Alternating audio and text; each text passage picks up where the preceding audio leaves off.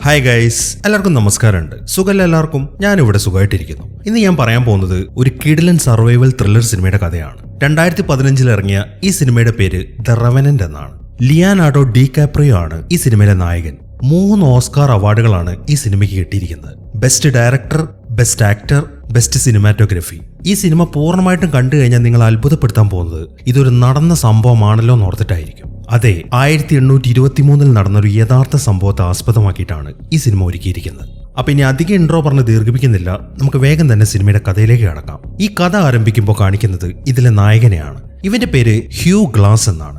Glass എന്നാണ് ഇവൻ എല്ലാവരും വിളിക്കുന്നത്. വേട്ടയാടലാണ് ഇവന്റെ ജോലി. അങ്ങനെ വേട്ടയാടി പിടിക്കുന്ന മൃഗങ്ങളുടെ തോല കോരി അത് കൊണ്ടുപോയി വിൽക്കും. അങ്ങനെയാണ് ഇവൻ ജീവിക്കുന്നത്. ഗ്ലാസ് ഒരു അമേരിക്കക്കാരനാണെങ്കിലും അവന്റെ ഭാര്യ ഒരു ഗോത്രവർഗത്തിലേതാണ്. പോണി എന്നു പേരുള്ള ഒരു അമേരിക്കൻ ഗോത്രവർഗമാണ്. ഇവർക്കൊരു മകനുമുണ്ട്. മകന്റെ പേര് ഹോക്ക് എന്നാണ്. വളരെ സന്തോഷകരമായിട്ടുള്ള ഒരു ജീവിതമായിരുന്നു അവരുടേത്. അങ്ങനെ ഇരിക്കെയാണ് അമേരിക്കൻ പട്ടാളക്കാർ വന്നിട്ട് അവരുടെ ആ ഗ്രാമം അറ്റാക്ക് ചെയ്യുന്നത്. ആ ഒരു ആക്രമണത്തിൽ ഗ്ലാസിന്റെ ഭാര്യ കൊല്ലപ്പെട്ടു. അങ്ങനെ അമ്മ മരിച്ചതിനെ തുടർന്ന് ഹോക്കിന് പിന്നീട് ഉണ്ടായിരുന്നത് അവന്റെ അച്ഛൻ മാത്രമാണ്. ഒരമ്മയുടെ അച്ഛന്റെ സ്നേഹം കൊടുത്തുകൊണ്ട് തന്നെയാണ് ഗ്ലാസ് അവനെ വളർത്തിയത്.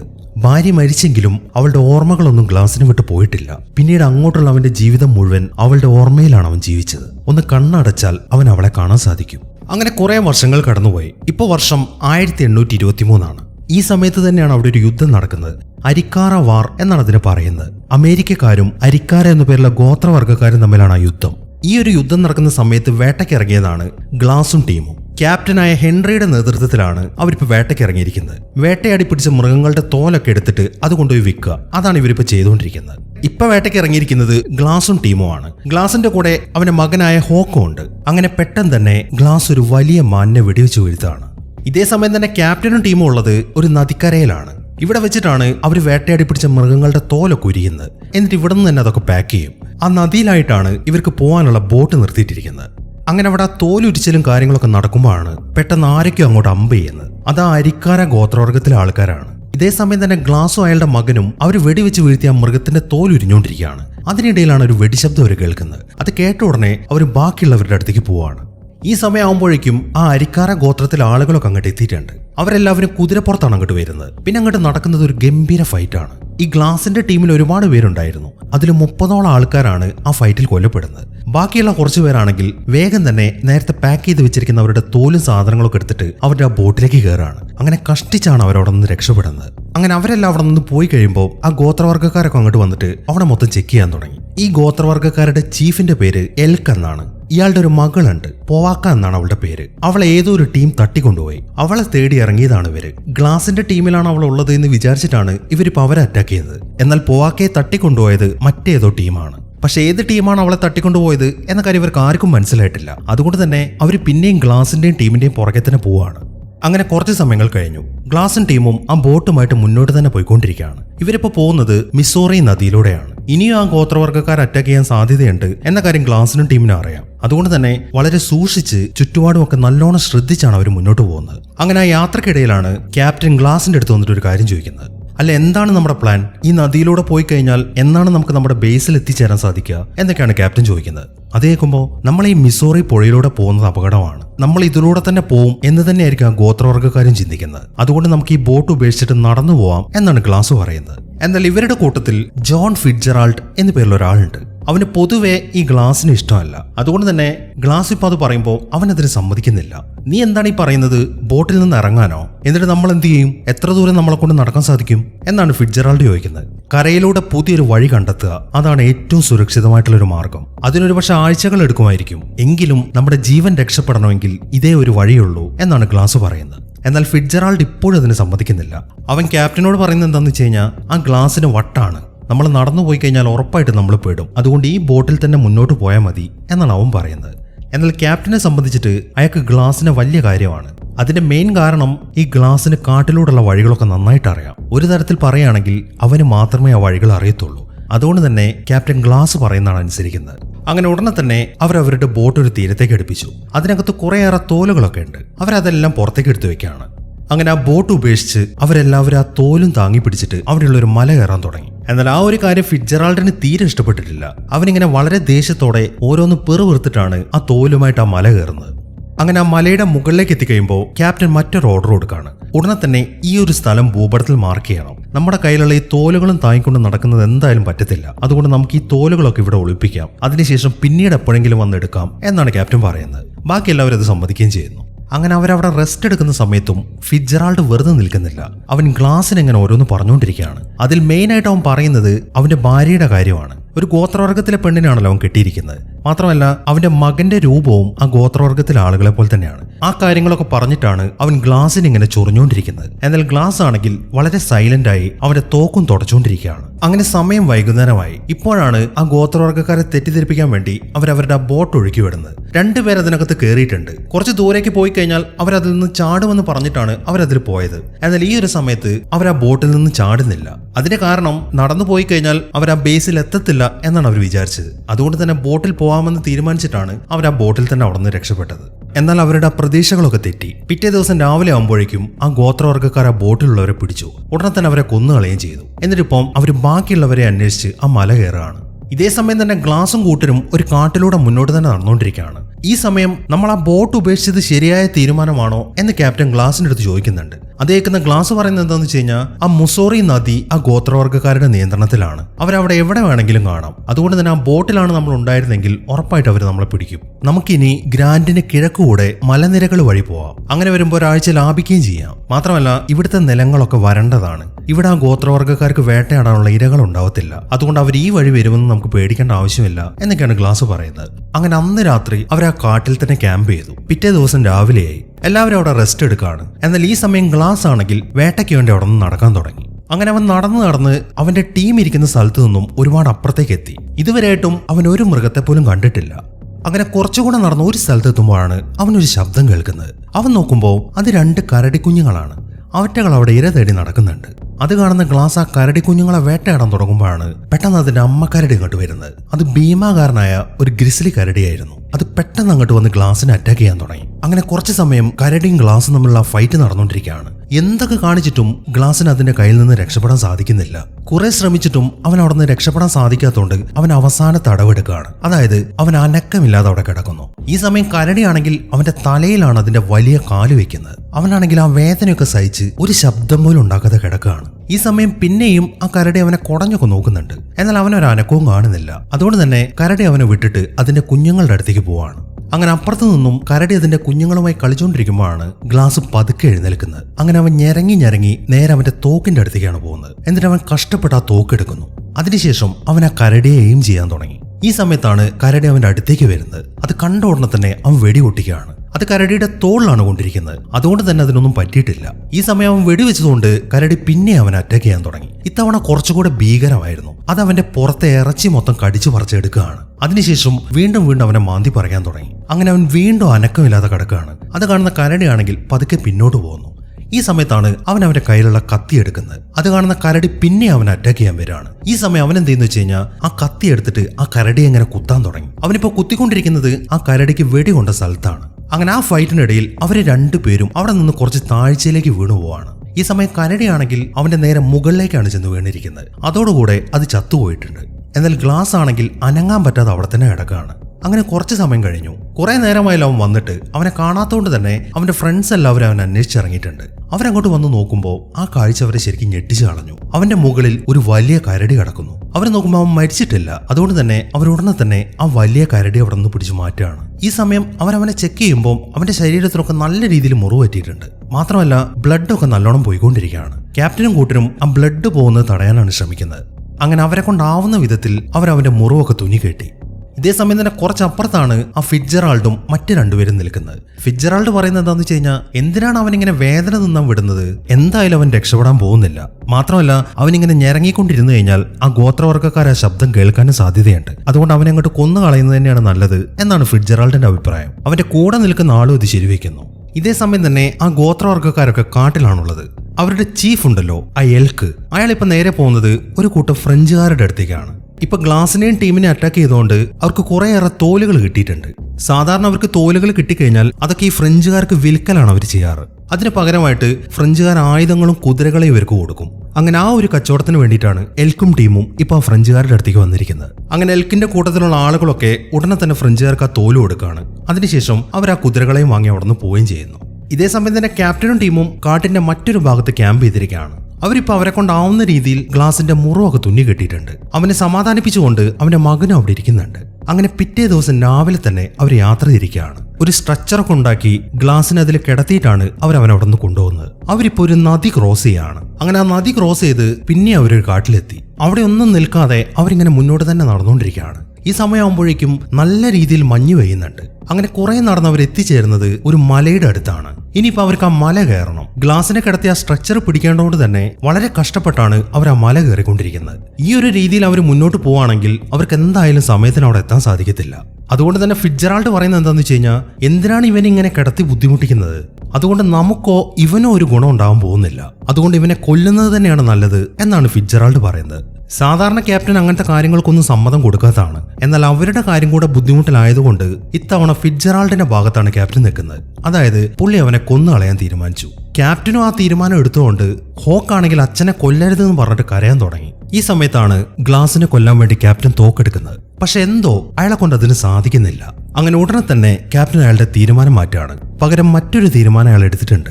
എന്തായാലും നമുക്ക് ഗ്ലാസിനെയും താങ്ങി പിടിച്ചോണ്ട് ഇവിടെ നിന്ന് പോകാൻ പറ്റത്തില്ല. പക്ഷെ ഇങ്ങനെ ഇവനെ ഉപേക്ഷിക്കാനും കഴിയത്തില്ല. അതുകൊണ്ട് ഗ്ലാസിന്റെ കൂടെ ഇവിടെ നിൽക്കാൻ താല്പര്യമുള്ള 3 പേർക്ക് ഇവന്റെ കൂടെ ഇവിടെ നിൽക്കാം. ആ ഗോത്രവർഗ്ഗക്കാരെങ്ങാനും വന്നു കഴിഞ്ഞാൽ അവരെ നേരിടാൻ വേണ്ടിയിട്ടാണ്. ആരും വെറുതെ ഈ ജോലി ചെയ്യേണ്ട, അവർക്ക് ഞാൻ $70 വെച്ച് കൊടുക്കുന്നതായിരിക്കും എന്നാണ് ക്യാപ്റ്റൻ പറയുന്നത്.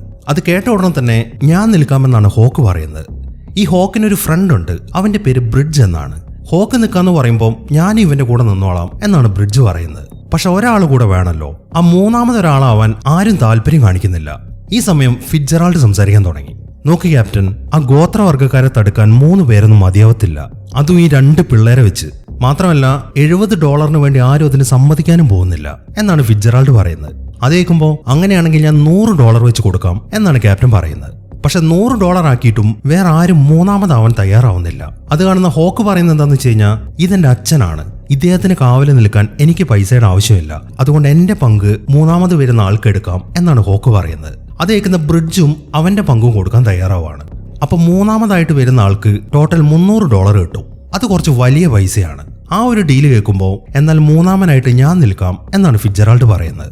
അവൻ അതിന് തയ്യാറാവും എന്ന കാര്യം ക്യാപ്റ്റൻ തീരെ പ്രതീക്ഷിച്ചതല്ല. നീയോ, നിനക്കിതിന് സമ്മതമാണോ? അത്ഭുതത്തോടെയാണ് അയാൾ ചോദിക്കുന്നത്. അതെ ക്യാപ്റ്റൻ, അത് മറ്റൊന്നും കൊണ്ടല്ല, തോല് വിറ്റ് കിട്ടാനുള്ള എന്റെ ഷെയറൊക്കെ പോയി. ഇനിയിപ്പോൾ അതുണ്ടാക്കാൻ എനിക്ക് മറ്റൊരു വഴിയുമില്ല. മാത്രമല്ല ബേസിലെത്താൻ 1-2 ദിവസം കൂടെ കൂടുതൽ എടുത്താലും വലിയ വ്യത്യാസമൊന്നും ഉണ്ടാവാൻ പോകുന്നില്ല. $300 കൊണ്ട് വീട്ടിൽ പോകാമല്ലോ. അത് വെച്ചിട്ട് എനിക്ക് കുറച്ച് സ്ഥലം വാങ്ങുകയും ചെയ്യാം.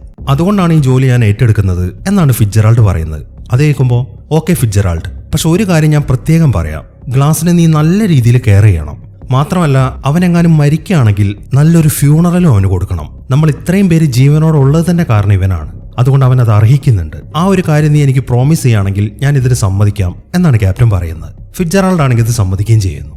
അങ്ങനെ സമയം രാത്രി, ക്യാപ്റ്റനും ടീമും അവിടുന്ന് പോയി. ഇനിയിപ്പോൾ ഗ്ലാസിന്റെ കൂടെ ബാക്കിയുള്ളത് ഫിറ്റ്ജെറാൾഡും ബ്രിഡ്ജും ഗ്ലാസിന്റെ മകനായ ഹോക്കും മാത്രമാണ്. അവരിപ്പോൾ കാട്ടിൽ തമ്പടിച്ചിരിക്കുകയാണ്. എല്ലാവരും കടന്നുറങ്ങിയെങ്കിലും ഗ്ലാസ് ഇതുവരെയായിട്ട് ഉറങ്ങിയിട്ടില്ല. അവനിപ്പോൾ പഴയ കാലത്തെ ചില കാര്യങ്ങളാണ് ഓർത്തെടുക്കുന്നത്. ഇപ്പൊ അവന്റെ ഭാര്യ മരിച്ചു വീഴുന്ന കാര്യങ്ങളൊക്കെയാണ് അവൻ കണ്ടുകൊണ്ടിരിക്കുന്നത്. അങ്ങനെ പിറ്റേ ദിവസം രാവിലെയായി. ഫിറ്റ്ജെറാൾഡ് ഇപ്പം ഒരു കുഴി എടുത്തുകൊണ്ടിരിക്കുകയാണ്. ഗ്ലാസ് മരിക്കുകയാണെങ്കിൽ അവനെ കുഴിച്ചിടണമല്ലോ.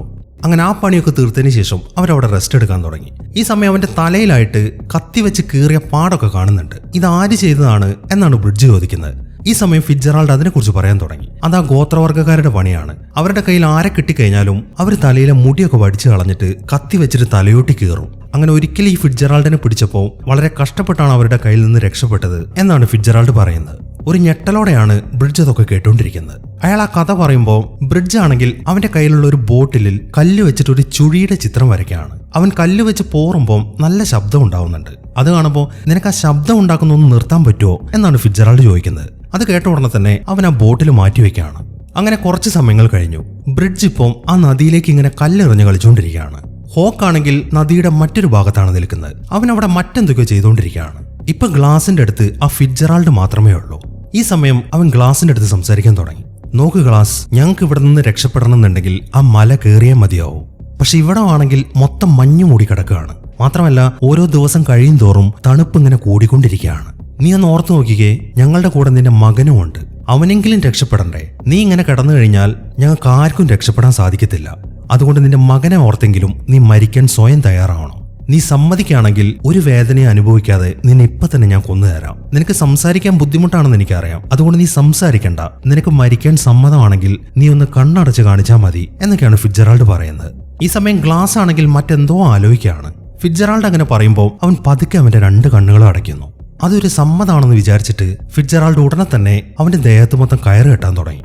അതിനുശേഷം ഒരു തുണി എടുത്തിട്ട് അവന്റെ വായിലേക്ക് തിരികെയാണ്. എന്നിട്ട് അവനെ ശ്വാസം മുട്ടിച്ചോണ്ടിരിക്കുമ്പോഴാണ് പെട്ടെന്ന് ഹോക്ക് അങ്ങോട്ട് വരുന്നത്. വന്ന ഉടനെ തന്നെ അവന്റെ കയ്യിലെ തോക്ക് വെച്ചിട്ട് ആ ഫിറ്റ്ജെറാൾഡിനെ ഇടിച്ച് തെറിപ്പിക്കുകയാണ്. അതിനുശേഷം അവൻ ഉറക്കെ ബ്രിഡ്ജിനെ വിളിക്കാൻ തുടങ്ങി. എന്നാൽ ബ്രിഡ്ജ് ആണെങ്കിൽ കുറച്ച് ദൂരെയാണ് നിൽക്കുന്നത്. ഹോക്ക് വിളിക്കുന്നൊന്നും അവൻ കേൾക്കുന്നില്ല.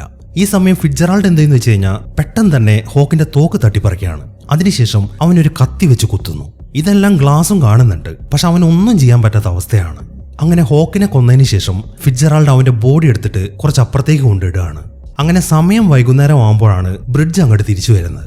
ബ്രിഡ്ജ് നോക്കുമ്പോൾ ഗ്ലാസിന് നല്ല രീതിയിൽ പനിക്കുന്നുണ്ട്. ഈ സമയം ഗ്ലാസ് ആണെങ്കിൽ അവനോട് ഓരോന്നൊക്കെ പറയാൻ ശ്രമിക്കുകയാണ്. പക്ഷെ ആ കരടി അറ്റാക്ക് ചെയ്തുകൊണ്ട് അവന് സംസാരിക്കാൻ പറ്റാത്ത അവസ്ഥയാണ്. അതുകൊണ്ട് എന്താണ് അവിടെ സംഭവിച്ചത് എന്ന കാര്യം അവന് പറയാൻ പറ്റുന്നില്ല.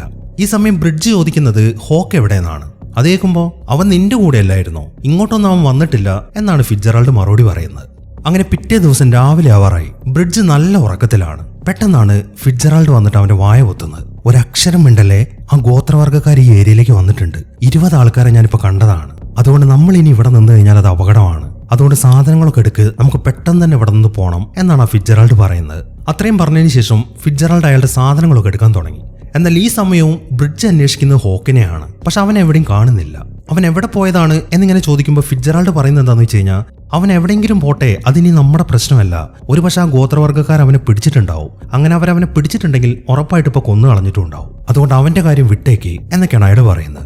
അപ്പൊ ഗ്ലാസിന്റെ കാര്യമോ? പുള്ളിക്ക് ഇപ്പോഴും ജീവനില്ലേ? നമ്മൾ ഗ്ലാസിന് ഇങ്ങനെ ഇട്ടിട്ട് പോകത്തില്ല എന്ന് നമ്മൾ ക്യാപ്റ്റന് വാക്ക് കൊടുത്തല്ലേ എന്നൊക്കെയാണ് അവൻ ചോദിക്കുന്നത്. അത് കേൾക്കുമ്പോൾ നമ്മൾ അവിടെ ചെന്ന് ക്യാപ്റ്റനോട് പറയുന്ന കാര്യമേ അയാൾ വിശ്വസിക്കത്തുള്ളൂ. ഇവൻ മരിച്ചു എന്നങ്ങ് പറഞ്ഞാൽ മതി. ആ കാര്യം ഓർത്തിട്ടൊന്നും നീ ടെൻഷൻ അടിക്കണ്ട, നമുക്ക് വേഗം തന്നെ ഈ ഗ്ലാസിനെടുത്ത് ആ കുഴിയിലേക്ക് ഇടാം എന്ന് പറഞ്ഞിട്ട് ഫിറ്റ്ജെറാൾഡ് ഗ്ലാസിനെ വലിച്ച് അവൻ നേരത്തെ ഉണ്ടാക്കിയ കുഴിക്കകത്തേക്ക് ഇടാണ്. അതിനുശേഷം കുറെ മണ്ണും അയാൾ വാരിയിടുന്നുണ്ട്. എന്നാൽ ഇങ്ങനെ ചെയ്യുന്നതിന് ബ്രിഡ്ജിന് യാതൊരുവിധ താല്പര്യമില്ല. പക്ഷെ ഇപ്പൊ അവന്റെ ലീഡർ ആ ഫിറ്റ്ജെറാൾഡ് ആണ്. അവൻ പറഞ്ഞത് കേട്ടിട്ടില്ല എന്നുണ്ടെങ്കിൽ അത് ബ്രിഡ്ജിന് പണിയാവും. അതുകൊണ്ട് തന്നെ നിവർത്തിയില്ലാതെ അവൻ അയാളുടെ കൂടെ നിൽക്കുകയാണ്. അങ്ങനെ അവരവിടെ നിന്ന് പോകാൻ തുടങ്ങുമ്പോൾ അവന്റെ കയ്യിലുണ്ടായിരുന്ന ആ ബോട്ടിലുണ്ടല്ലോ, ആ ചുഴിയുടെ ചിത്രം വരച്ചത്, അതിനകത്ത് വെള്ളമുണ്ട്. അവൻ ആ ബോട്ടിലെടുത്ത് ഗ്ലാസിന്റെ ദേഹത്ത് വെച്ച് കൊടുത്തിട്ടാണ് അവൻ ആ ഫിറ്റ്ജെറാൾഡിന്റെ കൂടെ അവിടെ നിന്ന് പോകുന്നത്. ഇതേ സമയം തന്നെ ക്യാപ്റ്റനും കൂട്ടരും ഒരു മലയിൽ എത്തിയിട്ടുണ്ട്. ഇപ്പൊ അവർ 2 ടീമായിട്ട് പിരിഞ്ഞിരിക്കുകയാണ്. ഒരു ടീം മലയുടെ താഴെയും ക്യാപ്റ്റനും 2-3 പേരും മലയുടെ മുകളിലുമാണ്. താഴെയുള്ളവർ ക്യാപ്റ്റനെ വിളിക്കുന്നുണ്ട്, നമുക്ക് ഇതുവഴി പോവാം, അങ്ങനെ ഒരു ഈസി ആയിട്ട് എത്താന്നൊക്കെ പറഞ്ഞിട്ട്. എന്നാൽ ഗ്ലാസ് പറഞ്ഞത് പ്രകാരം അവർ മല കയറിയിട്ടാണ് പോകേണ്ടത്. അതുകൊണ്ട് തന്നെ ക്യാപ്റ്റനും കൂടെയുള്ളവരും വീണ്ടും ആ മലയുടെ മുകളിലൂടെ തന്നെയാണ് പോകുന്നത്. അങ്ങനെ പിറ്റേ ദിവസം രാവിലെ ഗ്ലാസ് ഇപ്പോഴും ആ കുഴിക്കകത്ത് തന്നെ കിടക്കുകയാണ്. അവനിപ്പം അവന്റെ കൈയൊക്കെ അനക്കാൻ സാധിക്കുന്നുണ്ട്. വളരെ കഷ്ടപ്പെട്ട് അവൻ ആ കുഴിയിൽ നിന്ന് മുകളിലേക്ക് കയറാണ്. അതിനുശേഷം എഴഞ്ഞെഴഞ്ഞ് മുന്നോട്ട് പോകാൻ തുടങ്ങി. അവന്റെ കാലിന്റെ പരിക്ക് ഇതുവരെയായിട്ട് മാറിയിട്ടില്ല. അതുകൊണ്ട് തന്നെ അവന് നടക്കാനും പറ്റത്തില്ല. ഈ സമയത്താണ് അവന്റെ മകന്റെ ശരീരം അവൻ അവിടെ കാണുന്നത്. വളരെ സങ്കടത്തോടെ തന്റെ മകനെയും കെട്ടിപ്പിടിച്ച് കിടക്കുകയാണ് അവൻ. ഇതേ സമയം തന്നെ ഫിറ്റ്ജെറാൾഡും ബ്രിഡ്ജും ഒരു മലയുടെ മുകളിൽ എത്തിയിട്ടുണ്ട്.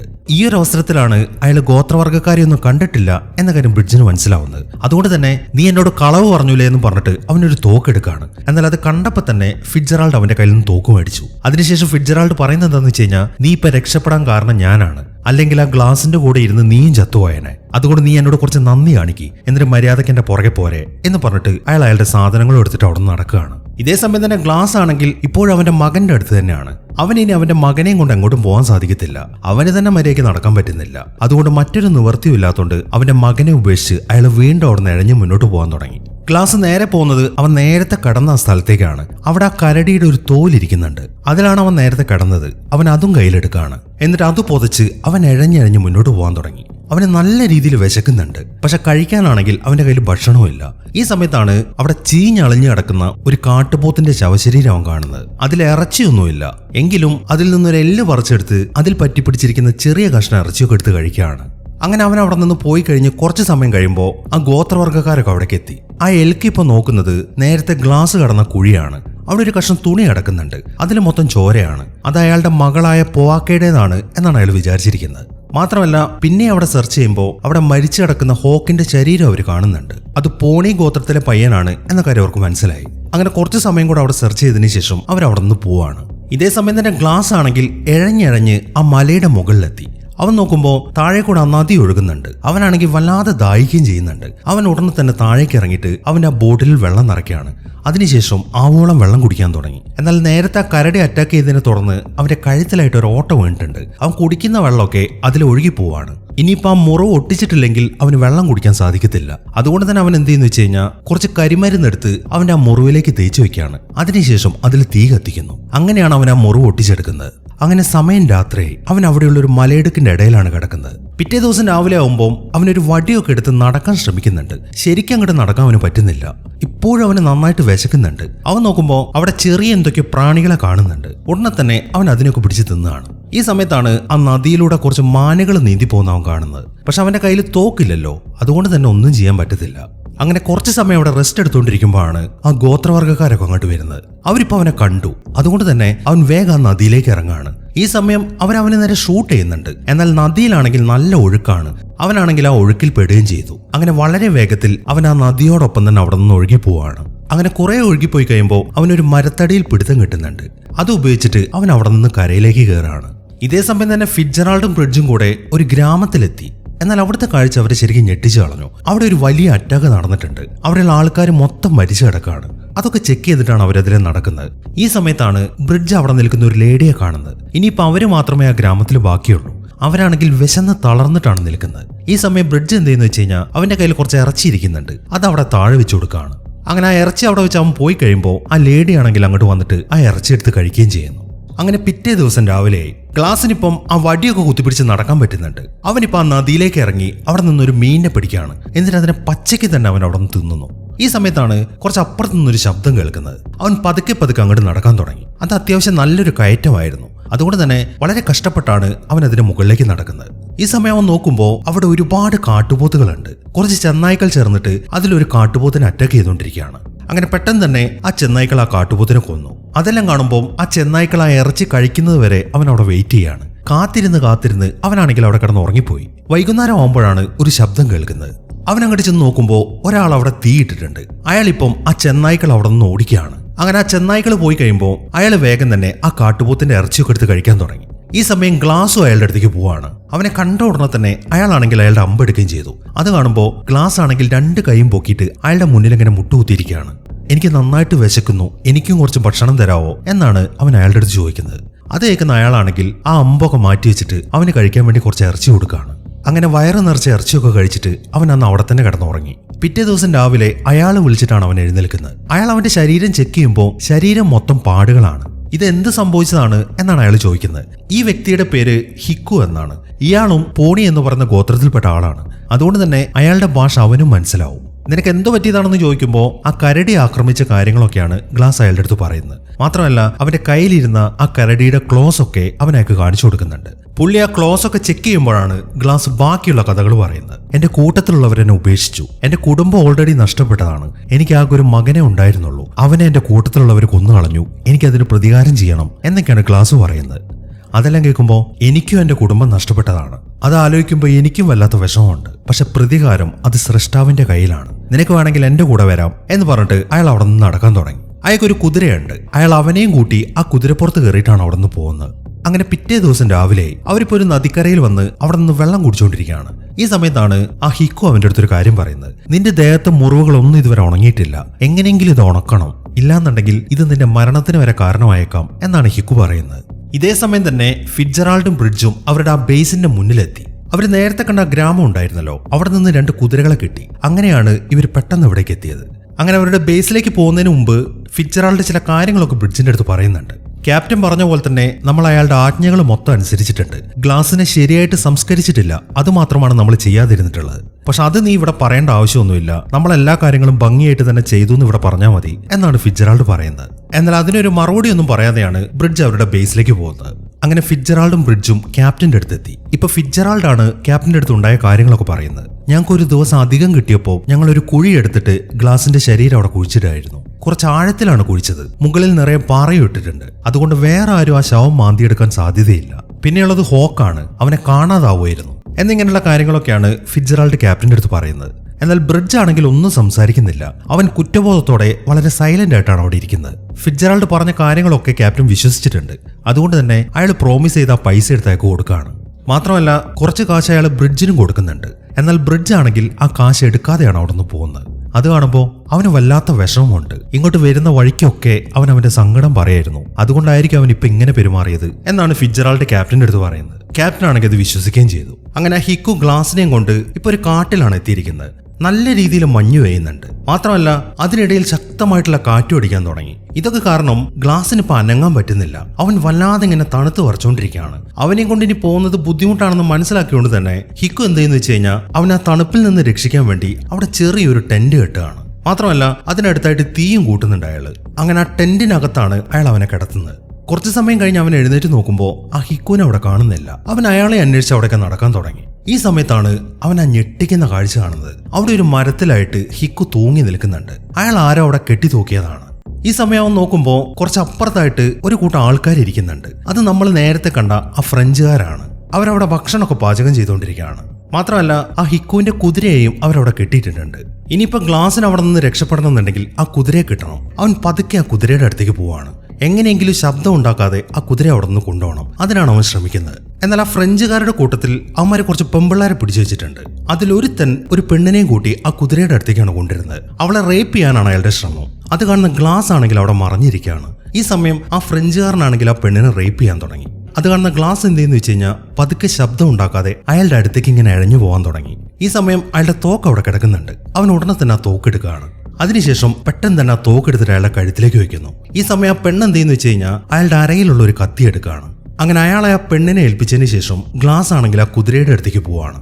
എന്നാൽ അവൻ ആ കുതിരയെ അഴിക്കാൻ ശ്രമിക്കുമ്പോൾ ബാക്കിയുള്ള കുതിരകൾ ശബ്ദം ഉണ്ടാക്കുന്നുണ്ട്. അത് കാണുമ്പോൾ ആ ഫ്രഞ്ചുകാരൊക്കെ അങ്ങോട്ട് വരാൻ തുടങ്ങി. ഇനിയിപ്പോൾ അവരോട് ഫൈറ്റ് ചെയ്യാതെ അവൻ അവിടെ നിന്ന് രക്ഷപ്പെടാൻ സാധിക്കത്തില്ല. അതുകൊണ്ട് തന്നെ അവൻ അവന്റെ കയ്യിലുള്ള തോക്ക് വെച്ചിട്ട് അതിലൊരുത്തന്നെ ഷൂട്ട് ചെയ്ത് വീഴ്ത്തുകയാണ്. ഈ സമയമാകുമ്പോഴേക്കും ആ പെണ്ണാണെങ്കിൽ അവളെ റേപ്പ് ചെയ്യാൻ ശ്രമിച്ചവന്റെ സാമാനം വെട്ടിക്കളഞ്ഞിട്ട് വേഗം തന്നെ അവിടെ നിന്ന് ഓടിപ്പോവുകയും ചെയ്യുന്നു. അതിനിടയിൽ ഗ്ലാസ് ആണെങ്കിൽ ആ കുതിരപ്പുറത്ത് കയറിയിട്ടുണ്ട്. ഈ സമയം ആ ഫ്രഞ്ചുകാരൊക്കെ അവന്റെ പുറകെ ഓടാൻ തുടങ്ങി. ആ പോക്കിൽ ഗ്ലാസ് ആ ഫ്രഞ്ചുകാരുടെ കൂട്ടത്തിലെ 2-3 പേരെ വെടിവെച്ച് കൊല്ലുന്നുണ്ട്. ആ ഒരു ഫൈറ്റിനിടയിൽ അവന്റെ കയ്യിലുള്ള ബോട്ടിൽ താഴേക്ക് വീണുപോയിട്ടുണ്ട്. അവൻ അത് ശ്രദ്ധിച്ചിട്ടില്ല. അങ്ങനെ കുറെ പോയി ആ ഫ്രഞ്ചുകാരൊന്നും അവന്റെ പുറകിലില്ലാന്ന് മനസ്സിലാവുമ്പോൾ അവൻ അവിടുത്തെ കാട്ടിൽ റെസ്റ്റ് ചെയ്യാണ്. അതിനിടയിൽ അവൻ ഉറങ്ങിപ്പോവുകയും ചെയ്തു. പെട്ടെന്നാണ് ഒരു അമ്പ് വന്നിട്ട് അവൻ കിടക്കുന്ന സ്ഥലത്ത് മരത്തിൽ വന്ന് തറയ്ക്കുന്നത്. അവൻ നോക്കുമ്പോൾ അത് ആ ഗോത്രവർഗ്ഗക്കാരാണ്. ഒരുപാട് പേരുണ്ടായിരുന്നു അവര്. അത് കണ്ട ഉടനെ തന്നെ അവൻ അവന്റെ കുതിരപ്പുറത്ത് കയറി അവിടെ നിന്ന് പോകാൻ തുടങ്ങി. ആ ഗോത്രവർഗ്ഗക്കാർ മൊത്തം അവനെ ഫോളോ ചെയ്ത് വരികയാണ്. ആ ഓട്ടത്തിനിടയിലാണ് അവരുടെ ഒരു അമ്പ കുതിരയ്ക്ക് കൊള്ളുന്നത്. ഈ സമയം കുതിരയാണെങ്കിൽ അവിടെയുള്ള ആ മലയുടെ മുകളിൽ നിന്ന് താഴേക്ക് ചാടുകയാണ്. അങ്ങനെ കുതിരയും ഗ്ലാസും ആ മലയുടെ അടിവാരത്തിലേക്ക് വീണു. ആ ഒറ്റ വീഴ്ചയിൽ തന്നെ കുതിരയുടെ പണി തീർന്നിട്ടുണ്ട്. എന്നാൽ അവിടെ ഉണ്ടായിരുന്ന ഒരു മരത്തിൽ തട്ടി വീണതുകൊണ്ട് ഗ്ലാസിന് അപകടമൊന്നും പറ്റിയിട്ടില്ല. ഈ സമയം അവനാണെങ്കിൽ നല്ല രീതിയിൽ തണുക്കുന്നുണ്ട്. ഇനിയിപ്പോൾ ആ തണുപ്പിൽ നിന്ന് സർവൈവ് ചെയ്യാൻ അവനാകെ ഒരൊറ്റ മാർഗമേ ഉള്ളൂ. അവൻ എന്തെന്ന് വെച്ച് കഴിഞ്ഞാൽ അവിടെ ചത്ത് കിടക്കുന്ന ആ കുതിരയുടെ വയറ് കയറാണ്. എന്നിട്ട് അതിന്റെ ഓർഗൻസ് ഒക്കെ എടുത്ത് വെളിയിലേക്കിട്ട് അവൻ ആ കുതിരയുടെ വയറിന്റെ അകത്തേക്ക് കയറി കിടക്കുകയാണ്. അങ്ങനെയാണ് അവൻ ആ തണുപ്പിൽ നിന്ന് സർവൈവ് ചെയ്യുന്നത്.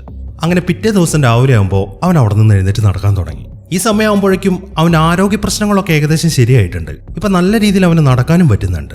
ഈ സമയത്താണ് മറ്റൊരു കാര്യം സംഭവിക്കുന്നത്. നേരത്തെ ഗ്ലാസ് അറ്റാക്ക് ചെയ്ത ആ ഫ്രഞ്ചുകാരുണ്ടല്ലോ, അതിലിനി ഒരുത്തം മാത്രമേ ജീവനോടെ ഉള്ളൂ. അവനിപ്പോ ക്യാപ്റ്റന്റെ ബേസിലേക്ക് വന്നിരിക്കുകയാണ്. അവിടെയുള്ള ആളുകളൊക്കെ അവനകത്തേക്ക് കയറ്റിവിടുകയും ചെയ്യുന്നു. അങ്ങനെ അയാൾ ഉടനെ തന്നെ ക്യാപ്റ്റന്റെ അടുത്ത് ചെന്നിട്ട് അവന്റെ ടീമിന് സംഭവിച്ച കാര്യങ്ങളൊക്കെ പറയാണ്. ഒരുത്തം വന്നിട്ട് ഞങ്ങളുടെ ടീമിനെ അറ്റാക്ക് ചെയ്യായിരുന്നു. ഒരുപാട് ആളുകൾ അതിൽ മരിച്ചു. ബാക്കിയുള്ളവരെയൊക്കെ ചെന്നായ ഒന്നു. ഇനി ഞാൻ മാത്രമേ ബാക്കിയുള്ളൂ എന്നൊക്കെയാണ് അയാൾ പറയുന്നത്. അയാൾ അത് പറയുമ്പോൾ അയാളുടെ കയ്യിൽ ഗ്ലാസിന്റെ ആ ബോട്ടിലുണ്ട്.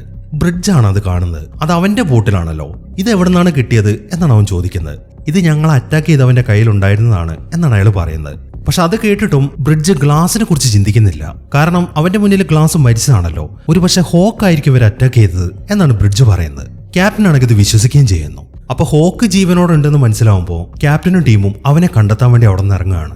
സമയം രാത്രിയാകുമ്പോൾ അവരൊരു കാട്ടിലേക്ക് എത്തി. അവിടുത്തെ കാഴ്ച അവർ ശരിക്കും ഞെട്ടിച്ചു കളഞ്ഞു. ഹോക്കിനെ അന്വേഷിച്ചു വന്ന് അവർ കണ്ടത് ഗ്ലാസിനെയാണ്. അവൻ മരിച്ചു എന്നാണല്ലോ അവർ വിചാരിച്ചിരിക്കുന്നത്. അതുകൊണ്ട് തന്നെ അവനെ ജീവനോടെ കണ്ട് അവരാകെ അത്ഭുതപ്പെട്ട് നിൽക്കുകയാണ്. അങ്ങനെ ഗ്ലാസ് ഉണ്ടായ കാര്യങ്ങളൊക്കെ അവരുടെ അടുത്ത് പറയുന്നു. അതിനെ തുടർന്ന് ബേസിലേക്ക് ആദ്യം എത്തുന്നത് ക്യാപ്റ്റനാണ്. അങ്ങോട്ട് ചെന്ന ഉടനെ തന്നെ ക്യാപ്റ്റൻ ഫിറ്റ്ജെറാൾഡിനെയാണ് അന്വേഷിക്കുന്നത്. പക്ഷെ അയാളെ എവിടെയും കാണുന്നില്ല. ഈ സമയം ക്യാപ്റ്റൻ നേരെ പോകുന്നത് ഫിറ്റ്ജെറാൾഡിന്റെ ഒരു ഫ്രണ്ടിന്റെ അടുത്തേക്കാണ്. എന്നിട്ട് അയാളുടെ അടുത്ത് ഫിറ്റ്ജെറാൾഡ് എങ്ങോട്ടാണ് പോയത് എന്നൊക്കെയാണ് ക്യാപ്റ്റൻ ചോദിക്കുന്നത്. അത് കേൾക്കുമ്പോൾ അവൻ ഇപ്പം എവിടെയാണെന്ന് എനിക്ക് അറിയത്തില്ല, പക്ഷെ അവൻ എന്നോടൊരു കാര്യം പറഞ്ഞിട്ടുണ്ടായിരുന്നു, ആർമിയിൽ ചേരാൻ ടെക്സാസിലേക്ക് പോകുന്നുണ്ടെന്ന്. ഇത്രയും കാര്യങ്ങളാണ് അയാൾ പറഞ്ഞത്.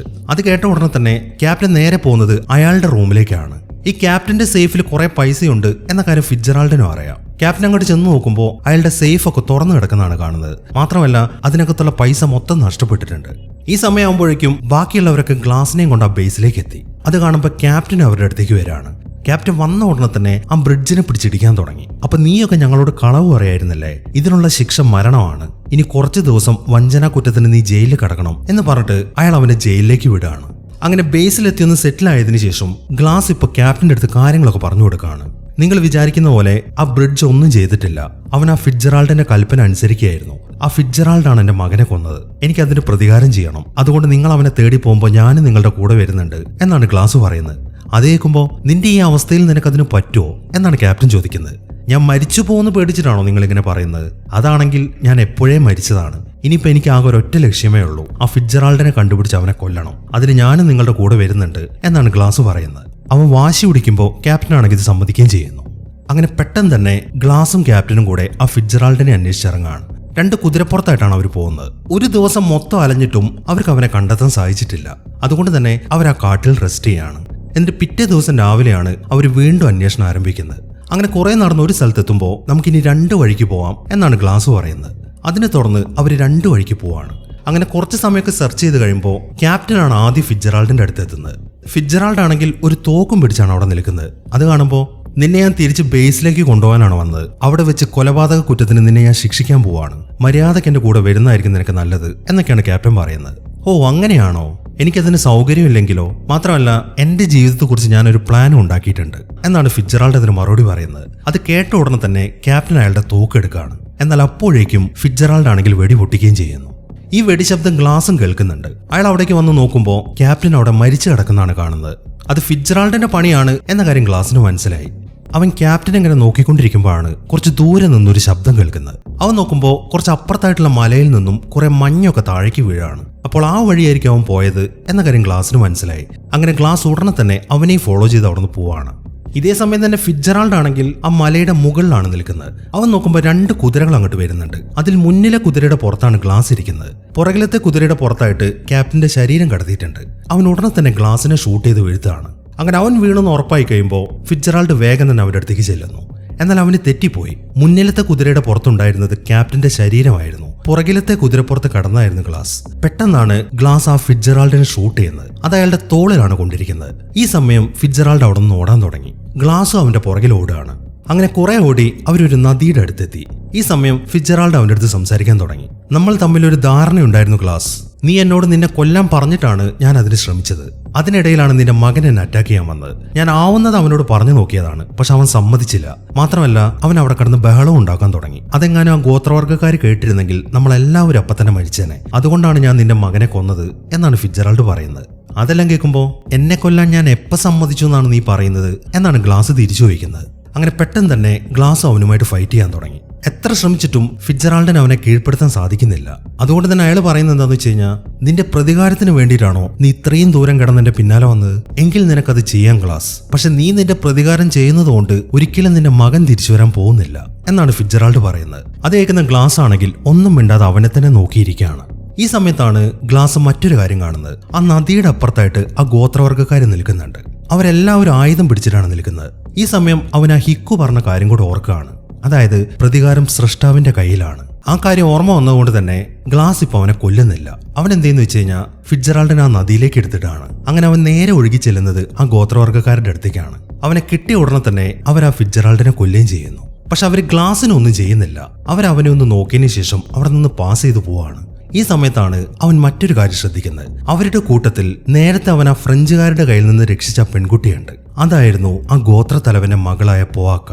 അവളെ ഇവനാണല്ലോ രക്ഷിച്ചത്. അതുകൊണ്ടാണ് അവരവനെ കൊല്ലാതെ വിട്ടത്. അങ്ങനെ ആ ഗോത്രവർഗ്ഗക്കാർ അവിടെ നിന്ന് പോയതിനു ശേഷം ഗ്ലാസ് അവിടെ നിന്ന് നടക്കാൻ തുടങ്ങി. ഈ സമയം അവൻ നോക്കുമ്പോൾ അവന്റെ മുന്നിലായിട്ട് അവന്റെ ഭാര്യ നിൽക്കുന്നുണ്ട്. അവൾ അവനെ ഒന്ന് നോക്കി ചിരിച്ചതിന് ശേഷം പതുക്കെ അവിടെ നിന്ന് നടക്കുകയാണ്. വളരെ സങ്കടത്തോടെ അവളെ തന്നെ നോക്കി നിൽക്കുകയാണ് അവൻ. ഈ ഒരു സീനും കാണിച്ചിട്ടാണ് ഈ സിനിമ അവസാനിക്കുന്നത്. അപ്പോൾ എങ്ങനെയുണ്ടായിരുന്നു? എന്താണെങ്കിലും ഈ വീഡിയോനെ കുറിച്ചിട്ടുള്ള നിങ്ങളുടെ അഭിപ്രായങ്ങൾ എഴുതി അറിയിക്കാൻ മറക്കരുത്. അപ്പോൾ കിടിലൻ ഒരു സിനിമയുമായിട്ട് നമുക്ക് അടുത്ത വീഡിയോയിൽ കാണാം.